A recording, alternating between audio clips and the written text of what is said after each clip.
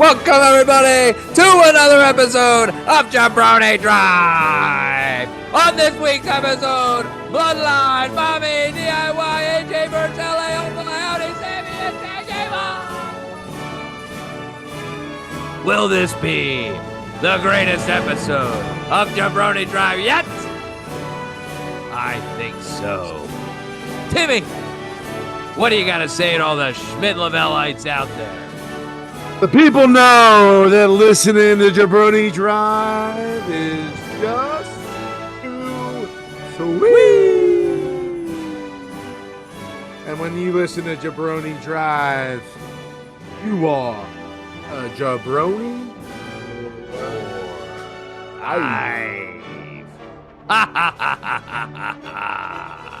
I love it. Jabroni Drive starts now.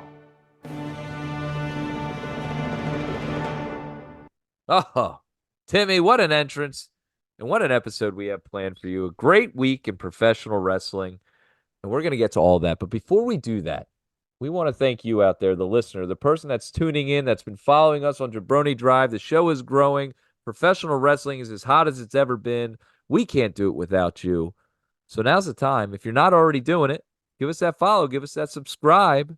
Share one of our videos. Tell your friends. Tell your families. Jabroni Drive with Schmidt-Lavelle, the hottest growing wrestling show in all of professional wrestling shows. And let's just get right into it, Timmy. Oh, This has been a big week. A lot going on. And we're going to talk about the Bloodline.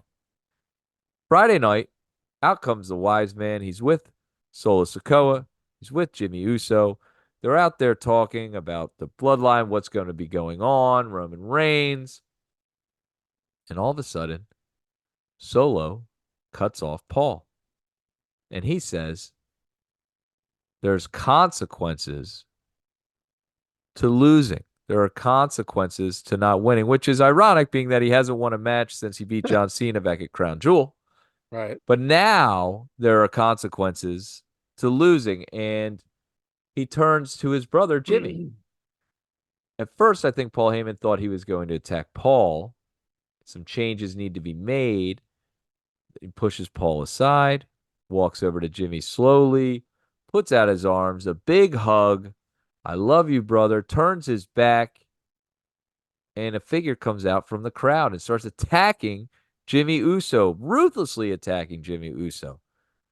Pulls away his hood to reveal Bloodline member, a Samoan, Tooma Tonga.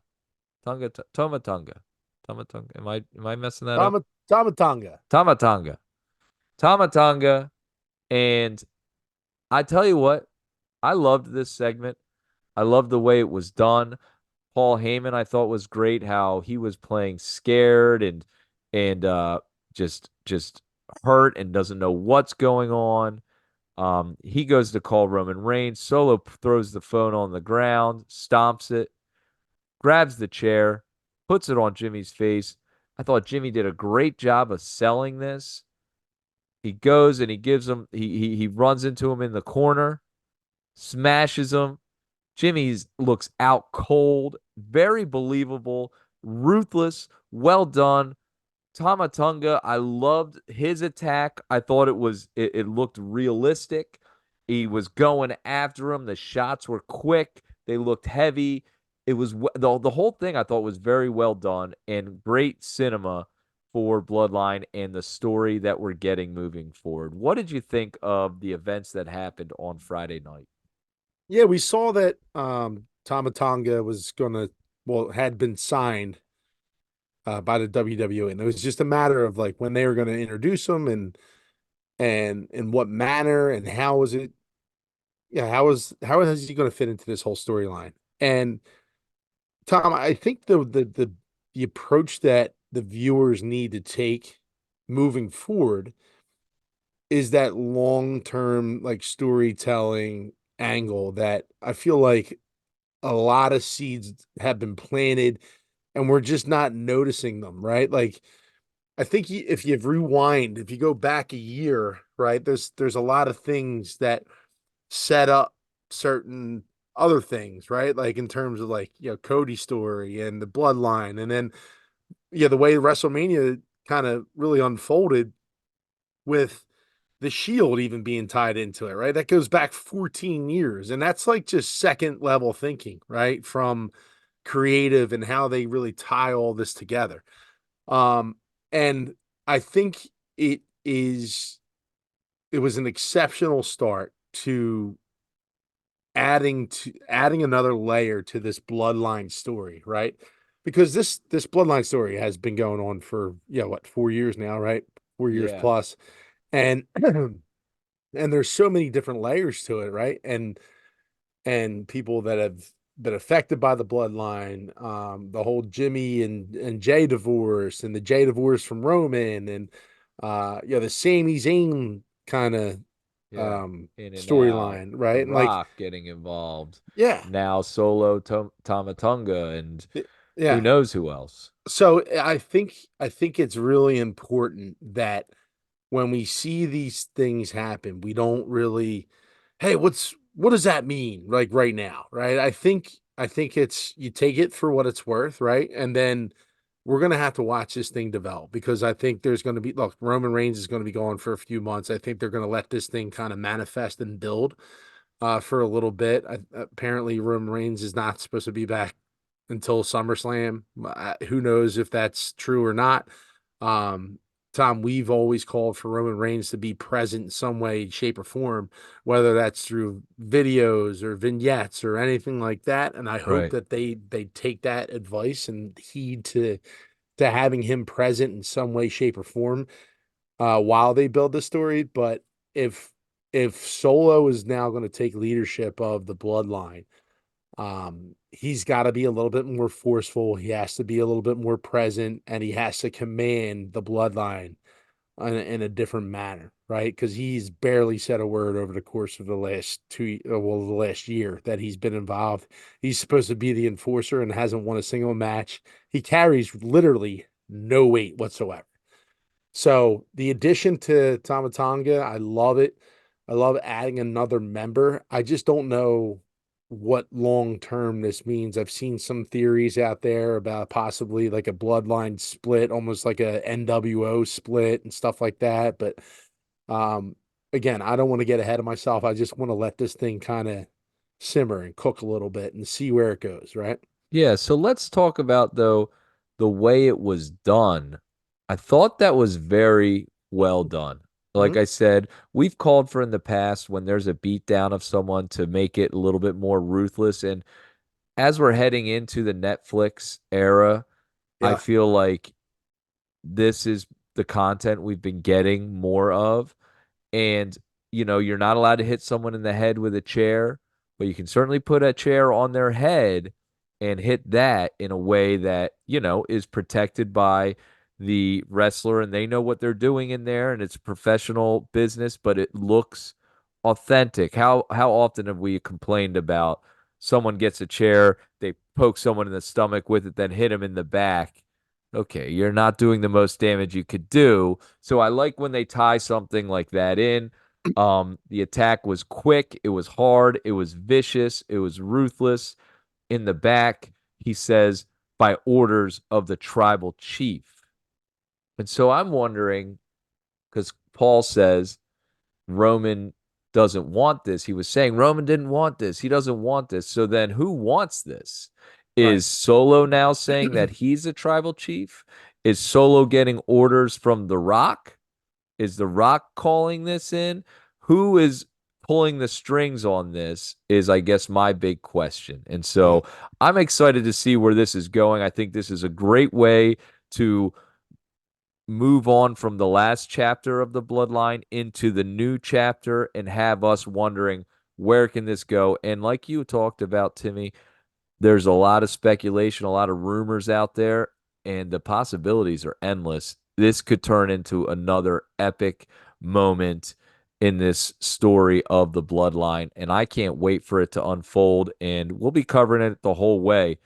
Is there any other things you'd like to talk about as far as the bloodline goes? I guess our question is who's pulling the strings, I feel like The Rock is pulling the strings on this. Yeah, I mean, there is there's going to be some look. Ultimately, we know what the main event of WrestleMania 40 was supposed to be. It's supposed to be The Rock Roman Reigns, right? And like that's been written a million times already. We've seen all the publications about it. We've seen the documentary about it and how they had to pivot after the whole Cody crybaby thing came out, and there is there has to be something there, right? Underlying again. I'm going to keep on referencing this long term storytelling kind of model that I feel like they're really investing in. Um, and I feel like that is really going to be what the build is, right, between them two. And I think they're going to have us guessing for quite some time here, Tom, with a lot of these different attacks. And I think they're going to have us going in different directions with Right. like where the bloodline is actually, where does it lie? Who's the allegiance to? Is it to the tribal chief, which is Roman Reigns, or is it to the final boss, right? Like I think that's something that the fans are really gonna have a lot of fun with. And it's not gonna be a face versus a heel, I think. I think this is really gonna be split right down the middle. Um, Roman versus Rock, and it's gonna be really, really interesting to see where the crowd goes with. And ultimately I think that they'll side with the Rock, but because I think a lot of people love seeing Roman getting beat. Yeah, and we'll see where they go with that. Um, because we never got those promos with Rock and Roman against each other, Yep. which is something that we were really looking forward to. Where does Jimmy go from here? Is he now trying to reach out to Roman? What's going on? Is he going to try to rekindle with Jay? Where do you see him heading? Yeah, that's interesting. Because look, they are both part of the bloodline. So it's like I think there's going to be another storyline with these two and to figure out who do they want to align themselves with because they are ultimately part of that family, right? That whole that bloodline story. And I think it's going to be their journey too as well, kind of really to find themselves and is it do they make up? Because like look, at the same time, you have this whole reintroduction of the tag team division, which is part of this new era that Triple H is really trying to reinvigorate. Do they get put back and do they start the tag team dominance, which they had for so long, and really kind of build up that chemistry again, and then figure out, hey, where do our allegiance lie? Within the bloodline, do we rejoin, do we figure out like who is it? I think there's so many different angles you can go with, but I wouldn't be surprised to see them two kind of reunite and Jay's take talked on. about how he missed them even in their promos before WrestleMania, and Yep. it seems like the door's open for Jimmy Hmm. to come back. And you know, I could totally see that happening too, Tim. I'm curious. Like, I just feel like it was very well done. Super into what's going on with that, and I guess we just stay tuned. A Yeah, lot of different options. This could lead to a War Games match between all of them. Who knows? yeah. So, we'll stay tuned on that, and I think that's about it for the um Bloodline. Bloodline. All right. The other big news of the week just happened last night, Monday Night Raw. A developing story with Rhea Ripley, Mami, shoulder injury comes out. Apparently, it's a little bit more severe than originally thought. It happened on Monday Night Raw after WrestleMania when freak accident. She was thrown into a wall and her shoulder hit and boom, it split a little uh I guess a sprain there that led to some further things that happened. It looks like she's not going to get full mobility for about 4 weeks, maybe 4 to 6 weeks. 3 weeks, 6 weeks, and then another 3 months rehab after that. So we're looking at about 4.5 months until she can possibly return, which would lead us right to around SummerSlam. So she comes out on Monday night and gives a promo where she's talking about how she's going to have to relinquish the title. And I got to say, Timmy, you know how much of a fan I am of Rhea Ripley, and we are on this show. Mommy's always on top. We love Rhea Ripley. right now the best female wrestler in the game, in my opinion. I know where you're heading with this. She comes out. It's a heartbreaking moment. It's something that she has worked for her whole life. She's held the title for a year now. She's completely over. Her character is as hot as it's ever been. She's as hot as it's ever been. You heard that, Didge? And she comes out, and for me, I felt like an opportunity was missed. I felt like she didn't let the emotion out enough. Felt like she was fumbling on her words a little bit, obviously upset, obviously flustered, but she just didn't have that, I don't want to, I guess, charisma or that ability to open the door, let people in, and really see her emotion of having to give up the thing she's worked her whole life for because of an injury that, to me, I don't really feel is fair that she should have to give it up. But I don't know. I just felt it could have been better, in my Yeah, opinion. I would say this. Okay, it's tough for a heel to go on that edge, right? Because you're walking a fine line here. You're Rhea Ripley, and you're supposed to be this tough chick who runs the Judgment Day that is supposed to be sinister and this and that, right? And you're trying to stay in character, but at the same time, you're trying to connect emotionally with the fans. And I think that's really a hard thing for her to do in the position that she's in. I think it's really unfair to try to criticize her in that manner. I know that they tried to sell it and spin it like it was, Liv Morgan's fault and there was this, bad blood between the two. And I know that there's a little bit of a storyline there too as well. But yeah, at first I thought this was just like, I don't know, it was just like weird. You never know when like the Yeah. WWE is like We're like, fucking what are around you with you. talking about? She's going to have to relinquish the title. And Romans goes away for months at a time. Why can't Yeah, we just say, hey, she's injured until she's injured? She's not fighting, or until she's rehabbed and feeling better, she's yeah. not going to defend. I don't get that. I do I do appreciate the fact that she was able to have her, second WrestleMania moment.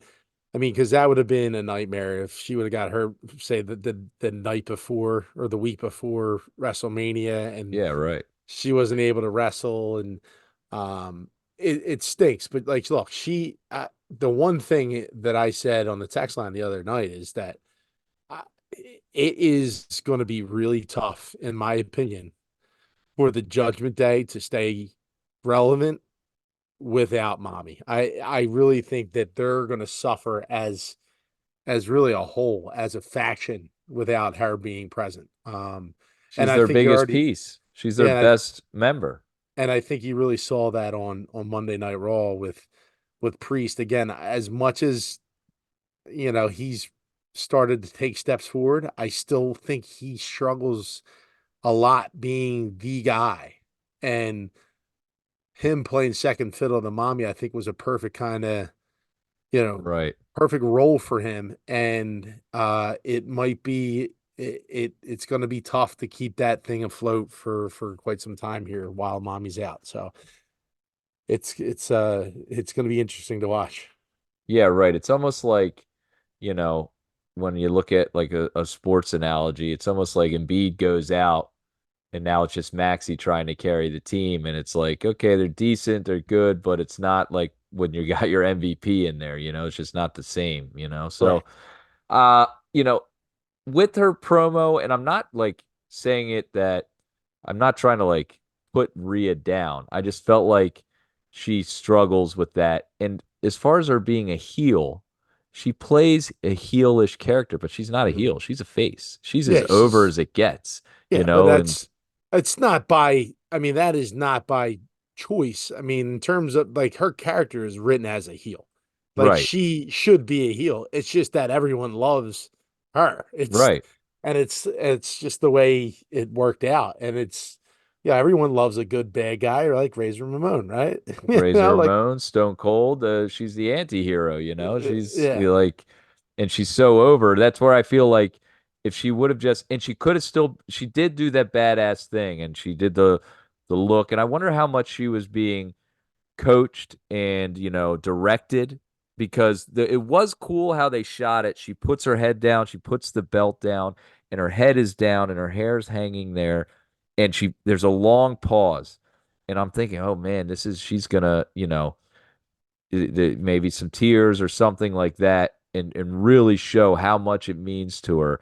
And they cut to her and she pulls up with that face of like fury. When I come back, there will be blood. I'm coming for blood. And I liked that. I just would have liked a little bit more of that, a little bit more authentic. I don't know. She seemed like she was struggling with what to say. Yeah, well, she said the same thing like She twice. Like, owned it. She owned it. I know she owned it, but yeah, you know. like, oh, this means everything to me. She said that I think 3 times, and she kept going back to it. But yeah, it is what it is. It's a tough pill to swallow, dude. When you have to, if that's truly what the case was, where she had to relinquish her championship after basically dominating the women's division and really just, I mean, she's the first woman to run a faction with all men in it. I mean, Yeah. she's done some incredible things. And she's been on a great run, and for it to end that way is it's kind of bullshit, but Yeah, hey. she's probably top, like one of the top, probably the top women's merch seller too. And she's the number one women's character. She's at an all-time high. And what we feel for Mommy out there, that's awful. On the flip side, great opportunity now. Out comes Liv Morgan. And I thought Liv Morgan did a great job. First of all, she looked incredible. I was like, whoa, Liv Morgan. She always looks great, but I was like, damn, she really put it on the Liv Morgan Revenge tour. I'm like, get me a ticket. I love this tour right now. But I thought her promo in the back was pretty good, and using the eye for an eye, a tooth for a tooth, a shoulder for a shoulder. Her Yep. shoulder was injured the same way. Now that was storyline. Her shoulder was injured some way, and similar to what they're doing now, they said it was because of Rhea Ripley hurting her shoulder, and it's ironic how that works out. Um, and she says the tour's not going to end until she becomes the women's heavyweight champion. Next week, the women's heavyweight champion will be crowned. I think this is a little quick for like we even know who's in the match? They're saying there's a championship match next week. I'm assuming Nia, aka Nia Jax, and Liv Morgan would be my top two picks here. Who knows who's going to be in this? Is it going to be a fatal four way? Is there going to be three, four, five? Who knows who's going to be in this? A tournament? But I feel like a tournament leading to the pay-per-view in France should have been the way to do it.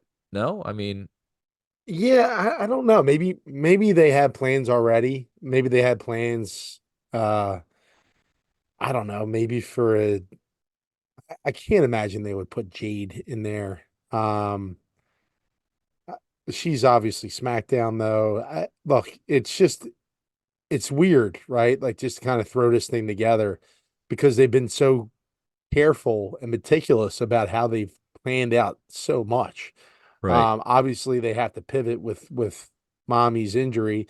Um, but they need to build some momentum, I guess, towards Backlash, and they need to get it probably resolved pretty quickly. So, I mean, maybe there's a long-term plan for SummerSlam. That's why they have to kind of go through this process. Maybe have somebody, holding the belt for quite some time until SummerSlam hits. But look, that your guess is as good as mine. It would be interesting to see Nia Jax Oh, run with the belt because she has been a force since she's been back, man. And we've talked about the women's division and how strong it's been and how they keep adding to it. And there's plenty of contenders here that really could take the belt. And look, I mean, the tag team women's division is absolutely atrocious. It's got to stop, in my opinion. The singles though division is nice, and I think they can continue to build upon it. So yeah. So we're excited to see who's gonna come out of that. I mean, do we get a return? I mean, Becky Lynch is supposed to be taking a leave for a little bit. Charlotte Flair is a SmackDown member, but she's been away for quite some time. Maybe she gets a shot. Is she Oh, coming back anytime soon, you know? we also had the draft in 2 weeks, Tom. So you Right. never know who's going to go where. By You the know? way, there's a team next week will be everything draft. We're going to be talking about the draft, what we Oh think should yeah, happen, can't what should wait, be going on. I'm excited for the draft this year, Tim, and we'll be talking about that next week. I think they're finally going to do it right. I hope they're finally going to do it right. There's been a lot of common sense being used in the Tom. last several months. I'm hoping they're going to do it this time. They have the general managers in place. I think you can really make this like a draft. You can really say these are separate now. We're not messing around. Picks are going to be made strategically, but we'll get into that next week. Let's Tom, get I into got that next week. 5 words for you, Tom. Make it make sense. No, that's four. Please, please Please. make it make sense. Yeah, make it make sense. And I'm hoping they're going to do that, and we will see. All right, let's move on. This week, Monday night, Triple H's music hits. He comes out. There's a table there with like velvet draped on top. I What is love this? velvet. Velvet? I Velvet. love velvet. So out comes the awesome truth. They are over. I didn't care for like I know he's being silly. This is one of those ones with truth this week that it was too much for me. It was long. Yeah, It was it was like flat, wasn't very making flat. sense. Yeah. And but let's just get to the a reveal of the new belts. I loved the new belts. I think they're awesome. No pun intended. And I like the look of it. It reminds me of the new heavyweight championship belts, a women's championship belt, that gold style with the WWE in the middle. I think they look sharp. I like the smaller belt, actually, a little bit thinner there, the black. I love these new belts. I think WWE hit this out of the park. I think they're great. Yeah, and we were calling for this, Tom, for a little bit with like this whole new era thing. And look, it's been beaten to death. Like with this whole new thing coming into play, right? With the new belts and all that stuff. And um it's great to get just a total refresh. And we're seeing like a lot of new things on TV too as well, with like the new angles and the new way that they're coming into matches and coming in and out of break and stuff like that, which Yes. is the production is a different level. And it's all really kind of coming together, and it just feels fresh, right? And we were talking to the HJB today, and we were saying like how much it feels like a new season, right? Like WrestleMania, it is a new season. WrestleMania is Yes. over, and we're starting fresh here. And yeah, we've now put the whole Vince McMahon era kind of in the rearview mirror. And with WrestleMania, with the Paul Heyman Hall of Fame speech saying that he's a Paul Levesque guy, and then with like Welcome to a New Era and Stephanie McMahon coming out at WrestleMania, this all just has just a feel of turning the page, right? And hey, let's start anew here. And then we're entering into this new era, and the belts really signify that, because the tag team belts are really the only two left that were just relics of the past, right? Like we've been complaining about this. Like, why are we carrying two belts to the ring every single time we come out, right? Like, Right. what are we doing here? Let's get a refresh on the belts. And then finally they did it. And it looks great. And I'm looking forward to seeing what they actually call the SmackDown tag team titles. Cause I hope they don't say the SmackDown tag team titles, because the way I see it, Tom, and again, this is going to lead to the draft, right? And I know we're going to talk about it next week, but I think it's interesting that they called the Raw belts that they gave Miz, the Awesome Truth, the World Tag Team titles, right? They Yes. didn't specify whether they were Raw or whether they were SmackDown, which means to me that maybe that there is going to be some back and forth with the rosters depending on who drafts and who does like there's not specific titles to specific brands, which I love. Right. And with the draft and that kind of stuff, I don't want to give away too much what we're talking about next week, but as we were saying, make it make sense. I would love to see some sort of, hey, I'm going to trade you this guy for make deals. You got GMs. Okay. We'll loan him to you for this week. He'll be on Raw next week. He's still a SmackDown guy. So, okay, yeah. So and so is going to show up. That makes sense. I'll trade you that. But the following week, I want your Intercontinental Champion here to defend it on whatever. So, yeah, I'm curious to see. Maybe it'll be like the undisputed tag team belts on SmackDown or something along those lines. But love the style of them. I'm curious to see how the SmackDown ones will look up. I'm assuming similar styles, but maybe it'll be more like the undisputed belt. The tag ones will be more of like an undisputed Right. on the SmackDown line, but both looking cool in that new era that we're talking about. So there was a match to decide who was going to be facing the Awesome Truth at Backlash in Lyon, France, and DIY versus the Creed brothers. We love the Creed brothers. A lot of talk Verse on the chat about them, their look, their music. It needs a bit of an up. That needs a bit of an upgrade. That needs a bit of a change here. If a we're doing a lot of facelift. change, a facelift for them, because in ring they have it. We haven't gotten a ton of their character stuff. I have an idea for that later that I'll be bringing up, but that is something that needs a lift. But a great match, entertaining match. DIY versus the Creed brothers, both really Versus the good New tag Day. team versus the New Day, both really good are all really good tag teams. I enjoyed this match. A lot of back and forth, but DIY comes out on top. They will be facing the Awesome Truth for the for the tag team championships at Payback. What did you think about the match, Tim? And what do you think about this matchup at the next PLE? Well, the match again, there is nothing that the Creed brothers can't do. It is really impressive what they can just do athletically, and more so Julius Creed. But there's just so many different spots in those matches, and again, it reigned true on Monday night where yeah, they're doing. They did. I can't even explain what they do because it's like I need Yeah. Michael Cole here to really kind of help me out here. It was like a German suplex that turned into a pin. It was almost like a fisherman suplex, and they did it was just crazy. And then Julius Creed does a superplex off the top rope, and there was just they're so gifted. And what I love that the WWE is doing is that they're not just pushing them down our throats right now, right? Right. Because I think they know what they have with them, and they're not like, hey, just take the belts and run with it, right?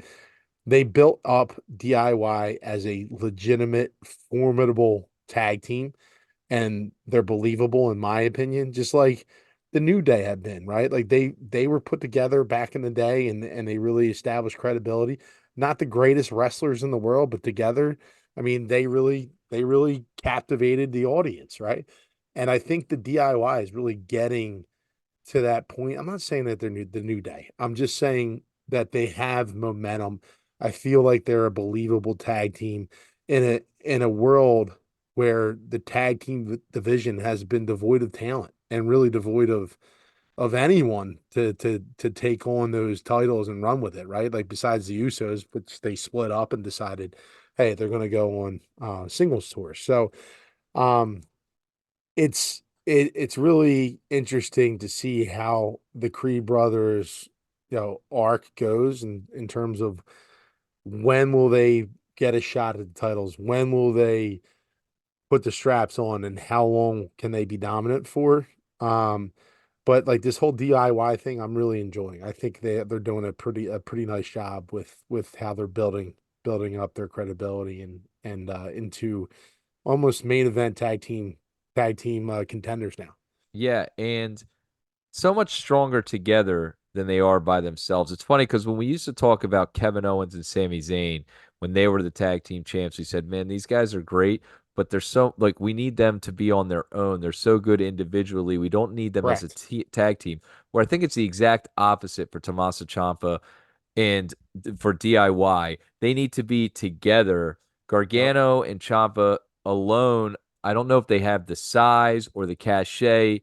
Maybe that's something that can develop as long like the longer they're a tag team together. I know in NXT they did that, but on the Hmm. main roster, it just they don't do it for me singles. It's tag team, I'm in. I like DIY. I think they're a cool tag team. They're obviously very entertaining and they get the like chemistry in the ring. They Hmm. have that Hmm. ability to feel the crowd and feed off of them and know when to do things. And they have a very long indie history and they're just seasoned vets when it comes to that. And they can do it. So I'm excited for this match. I like the emphasis on the tag teams. You think New Day tag team, like a legit tag team, DIY tag team, legit tag team, Imperium. Creed Brothers tag team, legit tag team. So I'd like one of them to get the belts. And I'd like now with Seth taking some time off, Becky Lynch is taking some time off, Mommy's away, Roman's away, Rock's away.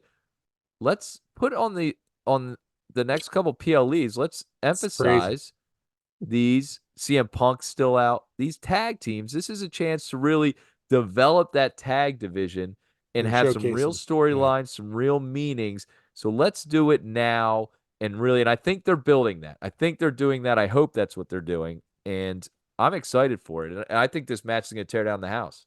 Tom, how crazy is it? How crazy is it that you just said in that sentence, the rocks away? Yeah, Like, who yeah, would have yeah, yeah. thought that was on the bingo card in I know, right? 2024? Tom, also, can just like a short, we did an emergency break-in last episode of Jabroni Drive where we talked about our favorite wrestler, hashtag save Ivar. Yes. Saved Ivar. Well, we We thought. we thought we saved Ivar, and then I guess this will lead into our next topic. If you are you ready for that yet? I'm ready. Go ahead. Let's do it. So, I mean, we've been talking about Sheamus, one of our favorite bruiser. I guess he's a bruiserweight. Is he not a bruiserweight? No, he's a heavyweight, He's a he heavyweight, but but he's a he's a brawler. bruiser. Yeah, he's a Yes. brawler. He banger after banger after banger. If you've Yeah, listened to Jabroni Drive, one of our guys. You know what I mean? yeah, He's just one yeah, of our guys. We love Sheamus. We love his style. We love everything about him. I think the Celtic Warrior has something that helps too, and yeah. So our boy. we get the tease from last week that Sheamus is coming back, and we're excited. And then we get the tease going to break that Sheamus is gonna appear on Raw, and then Sheamus comes out with his old music, and he comes to the ring to a huge ovation, by the way, and Well he deserved. he looks great. Some of the guys were texting that, he still looks a little stiff with his neck, but like the important thing here, Tom, is that he then his opponent comes out, and it's Ivar, the Viking. The Why? Viking. Why? What happened? He's a regular guy on NXT and he's back to the Viking on the main roster. Just have him come out. Just let Todd be Todd. Todd This gonna is Todd. this is just insane. How does he come up on next NXT with just jeans and a vest on, and then he shows up to Raw with his Viking stuff? Would he leave the Viking stuff on the ship? He just is like, you know what? I'm going into town. I'm just gonna try to blend in. How about Like, the white noise from the second uh, from the second rope? I dude, mean, to he's come back from a neck injury and immediately be lifting a 300-pound man, holding him on your back and jumping off the second rope like blind for like trust fall. Oh my gosh. Another banger. You saw the welts all over his body. Ivar can do it, aka Todd. And we know Sheamus is our boy. I'm so happy to have him back. And hopefully they can get him into something meaningful soon. I wonder yeah, where that will go. He did look like he put on a couple LBs he and a little did. stiff, but hey, whatever. He's a brawler. He's not the model out there, so I don't it Yeah, doesn't bother me. He still can move around. he looked a little tired after a few runs, but I mean, look, dude, Like these he was training with a it's couple pints, it was great to have him back. Yes. And he's gonna be probably thwarted into or thrusted, I should say, into a championship type contender match, probably in some way, shape, or form. I doubt that it's going to be with Drew, who we also need to talk about, Tom. But it's really good to see Sheamus back, and hopefully he's. I mean, he's on the other side of 40. He's 40-ish. I think he's like 43 or 44. Something like that. Maybe he's I hot. mean, Maybe geez, he's he's been around for a long time. When did he win the Rumble? Did he win it in 11? I maybe mean, he's it's been a long time. yeah, I think he's actually older than that, to be He honest with might you. be. But you know what? With him coming back, there's a lot of different storylines that he can go right into. You mentioned Drew McIntyre, which is a possibility. I don't see that one right away, but it could 46. be. 46, he can go into something with Gunther. He long Yeah. history with Gunther, and he's got a lot of things he can go into. So I I'm just excited to see what he does. yeah, I doubt that it's gonna be with Drew, but because like Drew has this whole CM Punk thing that he's doing, but he does need somebody to kind of feud with because Seth is now gone, right? They could be buddies too. You never know. I know they were Yeah. feuding in the past, but But you also have Drew, who just lost his World Heavyweight Championship to none other than oh my Damian God, dude, I Priest. saw a great GIF. I saw a great GIF and GIF, whatever it's called. It was Drew, it said Drew McIntyre's title reign, right? And it had Aaron Rodgers running out of the tunnel with the American flag. I lost it. Oh, it was a classic. Oh, Sorry, go Jesus. ahead. So Drew, back to Drew. Sorry, Tim. Yeah, so there's reports here now that Drew has 5 to 6 weeks left on his contract with the WWE. Mm. Tom, can Triple H and the WWE actually fumble this whole thing with Drew McIntyre? And on the other hand, on the other side of that, Tom, would Drew McIntyre actually consider going elsewhere? I mean, I know Mercedes Moné just got paid $10 million, I believe, to be in AEW. Is that true? 10 million? I don't Is know about that, but geez, that's something that'd have to be a multi-year deal. I mean, she can't be getting 10 million for 1 year. um so But I to, mean, you I got to mean, look that up. But look, there's a lot of different things that go into this negotiations, and Drew is obviously a top talent that wants to be recognized as such.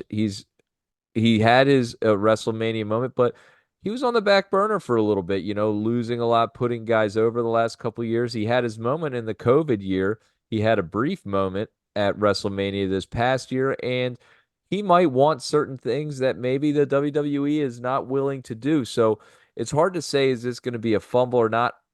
Obviously, WWE knows what a huge loss would be to lose a Drew McIntyre, a guy with that draw, with that ability. He's at the top of his game. If he were to leave, that is something he's done before. He's landed on his feet. If you were to see him on AEW television, I think that would be a huge grab, obviously, for AEW. I just don't know if he has it's not like The Rock is going to AEW. It's not like a Cena is going or Roman. It's not it's a I can't say like a B player, but it's not their main guys, so he's not going to add a ton, but he's bigger than a bigger name than Osprey to me. He's a bigger name than Moxley to me.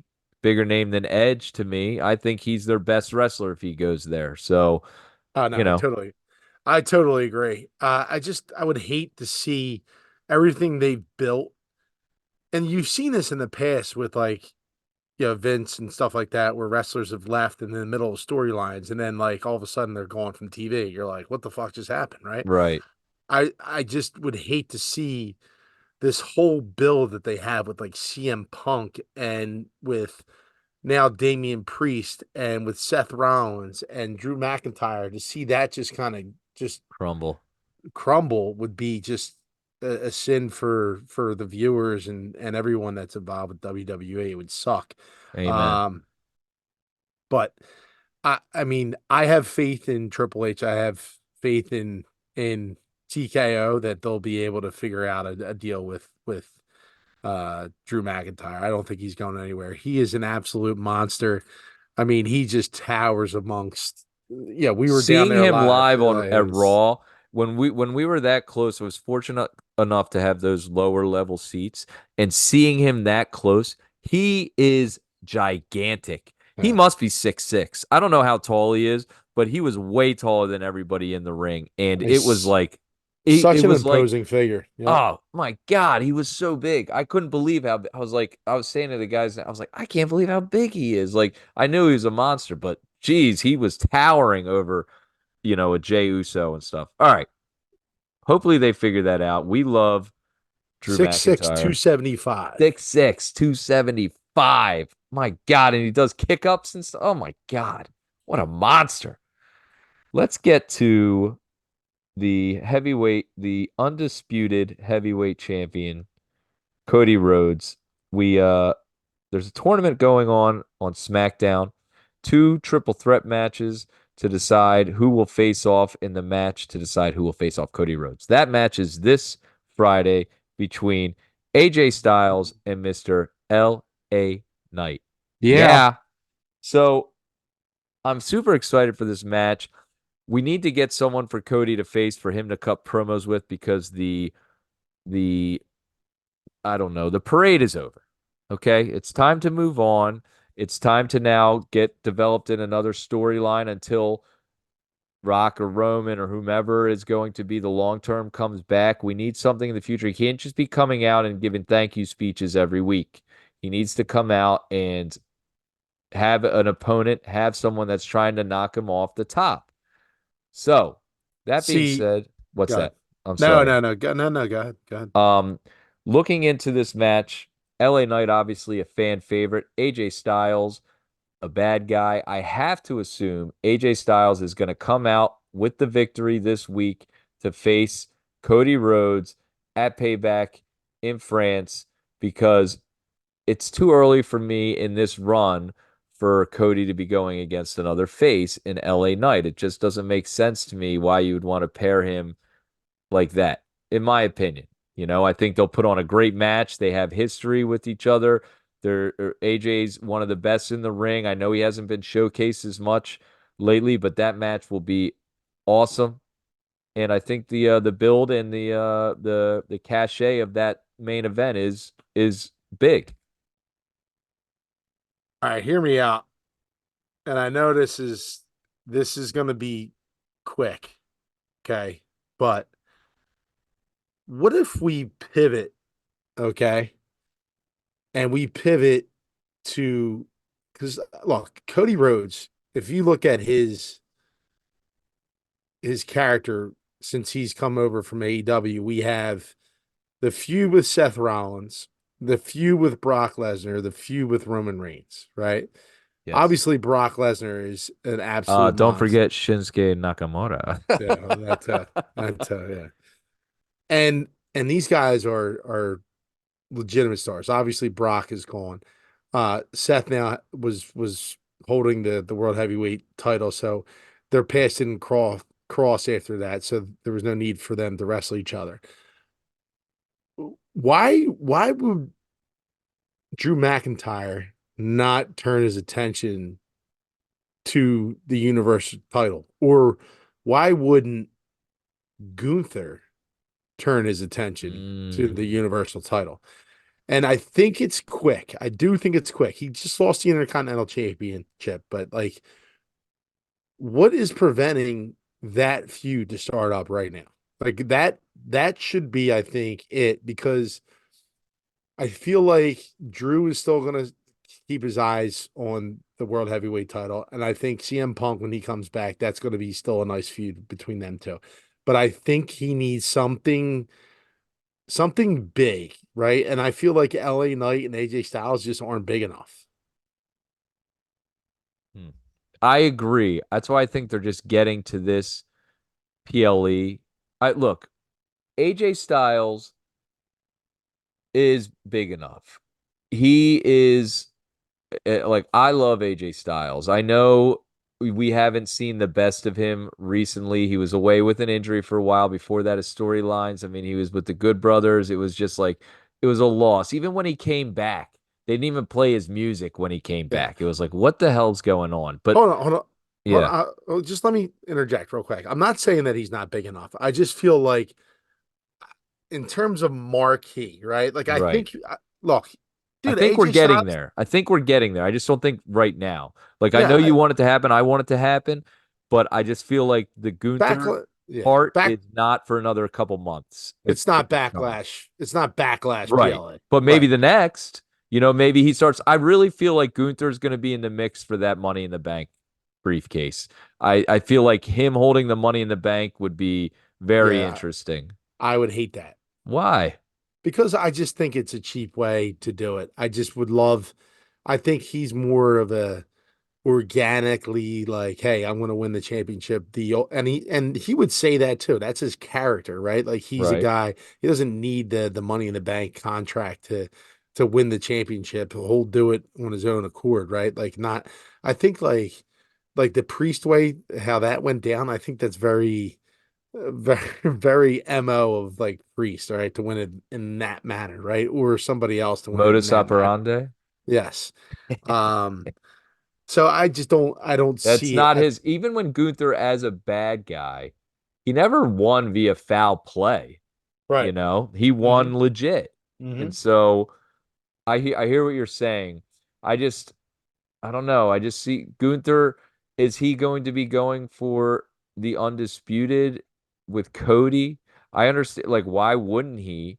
But maybe him setting his sights on the heavyweight championship is Because I think the next time that we see Gunther, he cuts a promo about how it was a great run with the Intercontinental Championship, but he has his eyes on something bigger. And that's when we get, hey, like I'm heading towards Damian Priest or I'm heading towards, but Cody Rhodes or yeah, whomever because I really think like, dude, that there is so many wrestlers that we have not seen Cody Rhodes wrestle or in the Roman. WW or Roman. Yeah. And Yeah.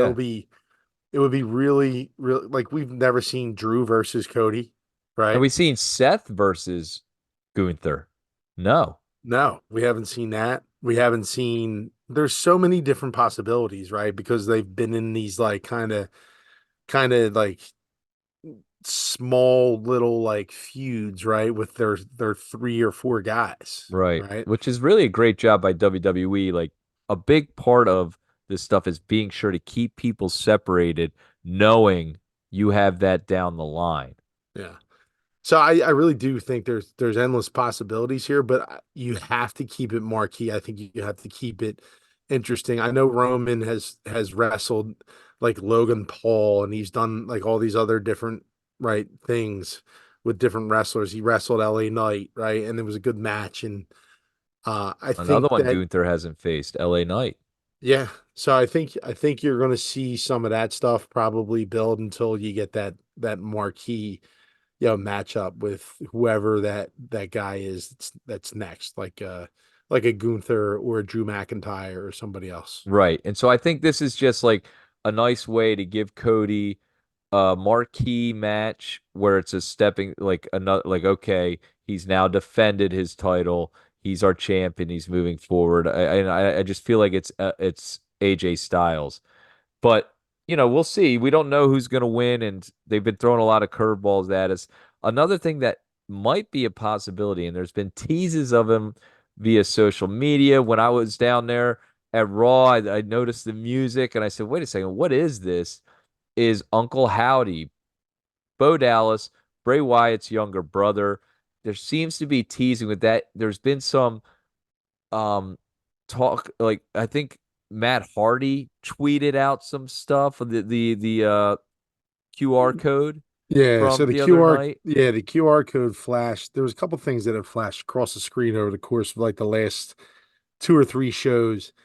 And there's talk of Eric Rowan being brought back by the WWE, which would mean something very close to Bray Wyatt and the sister Abigail stuff and the Right. Uncle Howdy stuff and all that. And then it's weird because Matt Hardy the other day tweeted it out, which Matt Hardy I think is no longer under contract with AEW, but there's speculation that he could come back, and it's weird. Why would he be tweeting out something like the QR code? Could this be Braun Strowman coming back? I know we've been saying a lot of Bo Dallas Yeah. and Uncle Howdy, but Strowman was a part of the Wyatt family, and Yep. maybe this is his thing, like because it says you forgot about, us, and it's like, have we forgotten about Braun? I mean, Braun Strowman is a friggin' beast, dude. And He he's done so much. Look, he was out with surgery. I follow him a lot on social media, and he's had major neck surgery, and he did so much to get himself back in shape. And the dude, like, is an absolute specimen, dude. Like, I mean, he is tank ridiculously like in shape, and better than the days of the Wyatt family where he was just like a big kind of just monster. monster among men Yeah, right. as his moniker was. But I mean, he's just a solid unit now. But if they brought him back, it would be interesting. It would be strange to bring that whole thing back without Bray.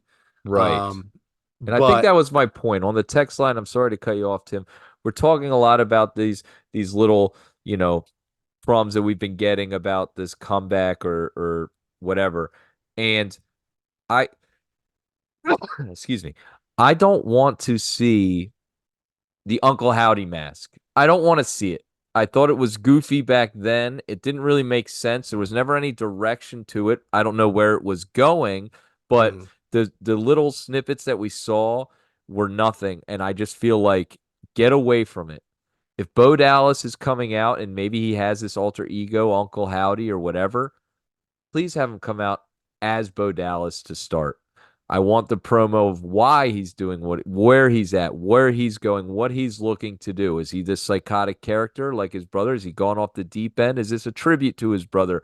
Just give me something. I don't want this masked figure, dancing around with the goofy hair and the like kooky, like it did nothing for me I back was calling then. him an animatronic. That's all he really was Yes. doing. He was just like a weird, Felt like I'm like at Chuck E. Cheese watching this dude. yeah.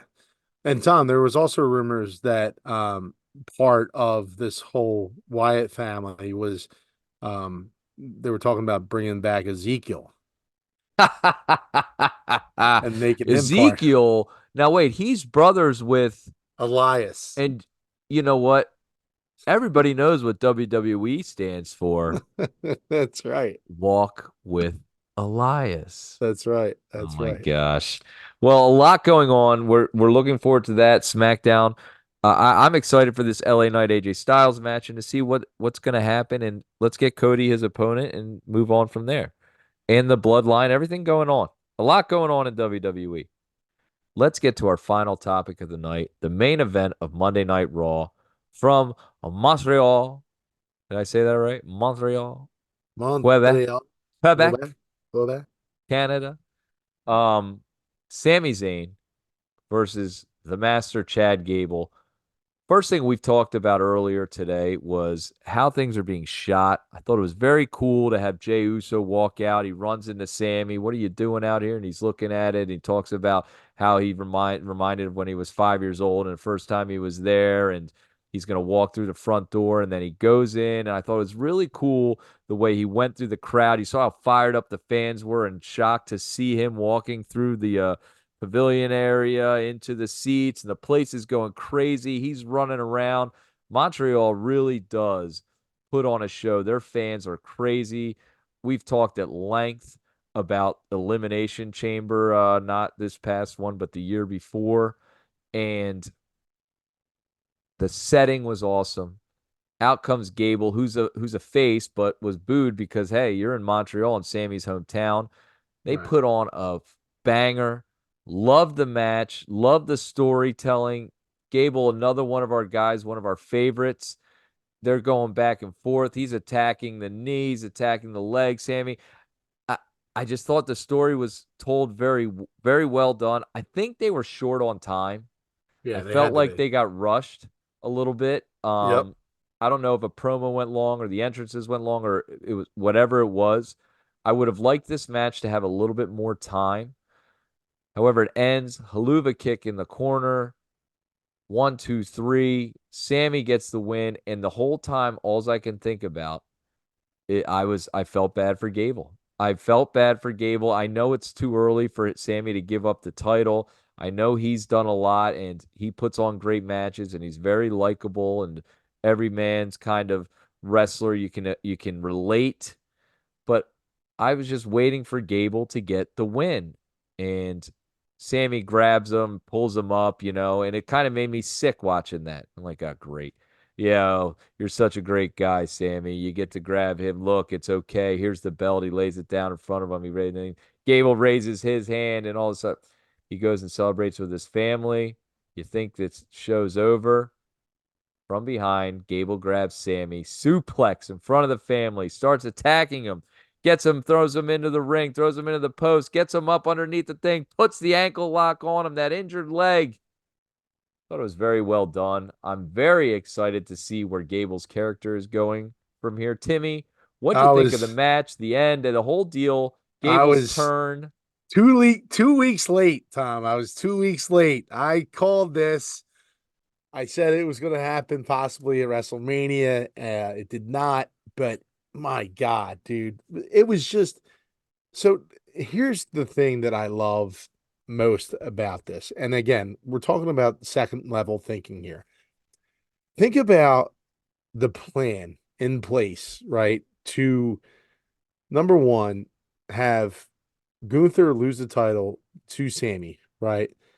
Right. And then 2 weeks later, you're like, okay, like we could have Gable come out during WrestleMania and turn heel, right? Have him in the corner, right? And that all go down, right? At WrestleMania. It would be a phenomenal event. But like with that, you're kind of really it doesn't really work that well, right? So they know that Sammy is going to be the champion in Montreal, right? 2 weeks later after WrestleMania. And for them to plan out Gable turning heel gives him that much heat, that much more heat because he's in Sammy's hometown and he does the whole turn in front of his home crowd.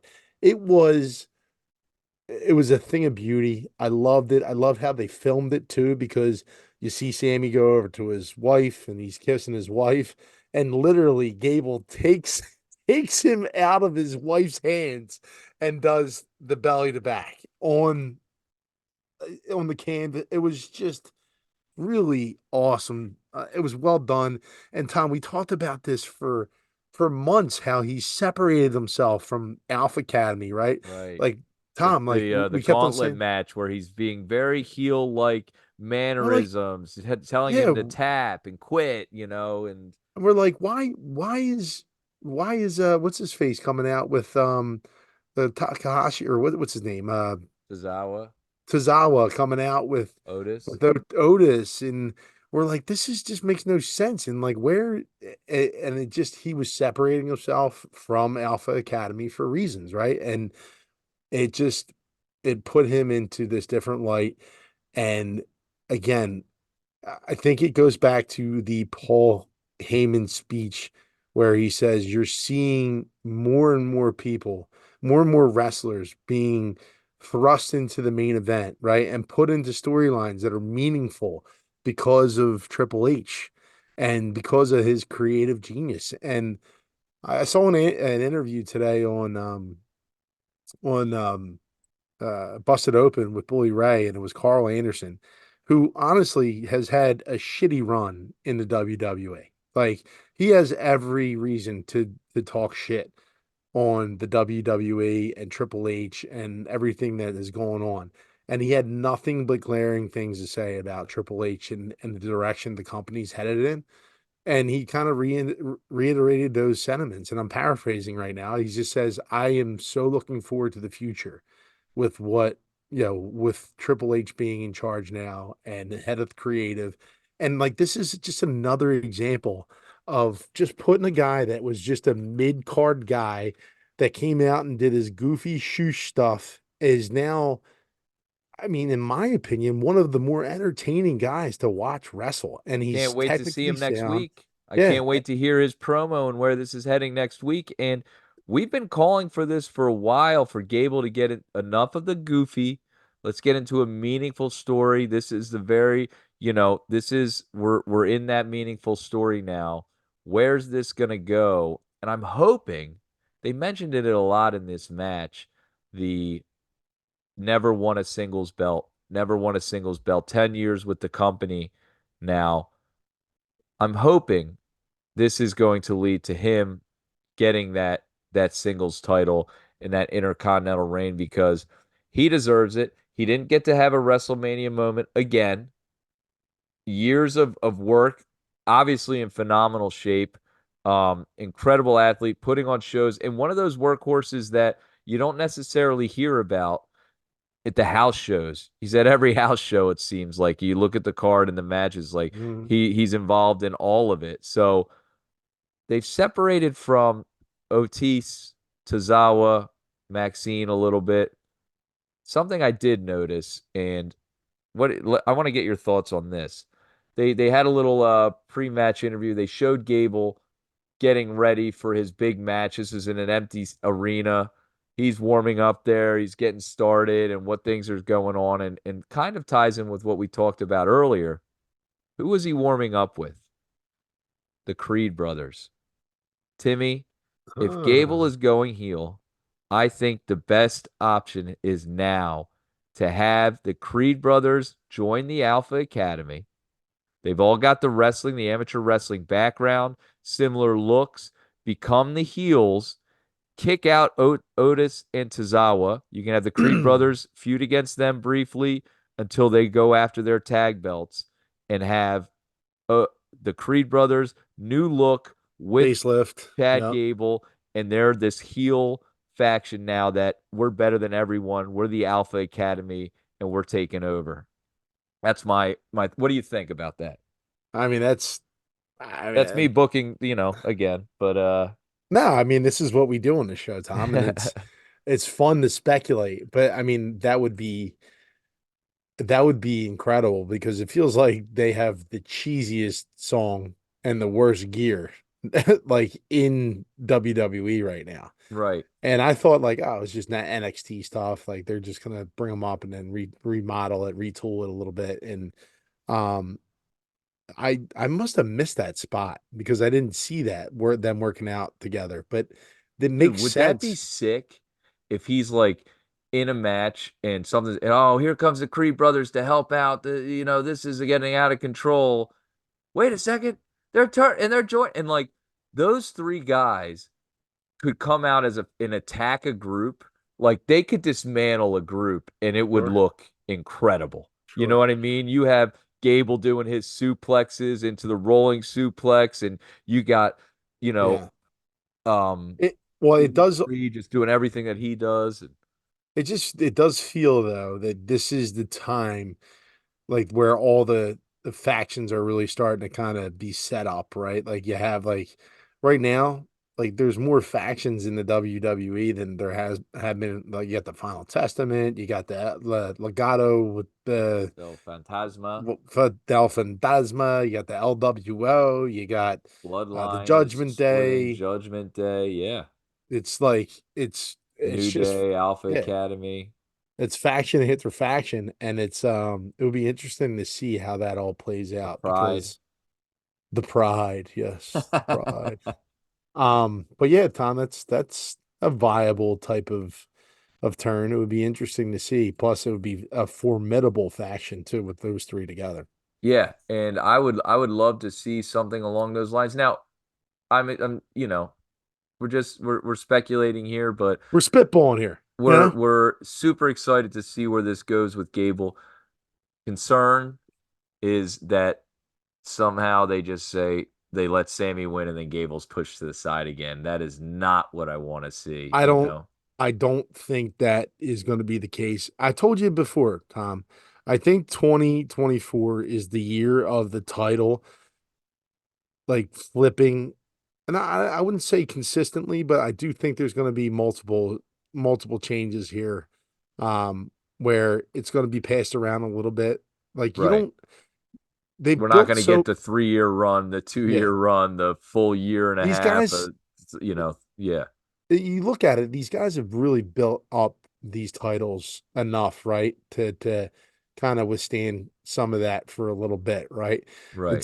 Until like I think you can get through the summer of kind of going back and forth a little bit and then finally, all right, let's put it on somebody. You don't have to do it with every title, but like you can certainly take turns like, hey, like the Intercontinental is now we're gonna run with somebody for a year, and like the heavyweight title we're gonna run with somebody for 6 months. And what, like if it's 6 months it's fine, it doesn't have to be every other week though.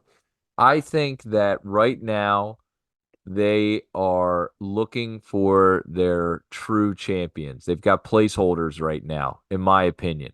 Yeah. Besides, I'm saying Cody. Logan Paul. I think Logan Paul, they're going to give him a long run. And I may be way off on this, but I see him having a long run.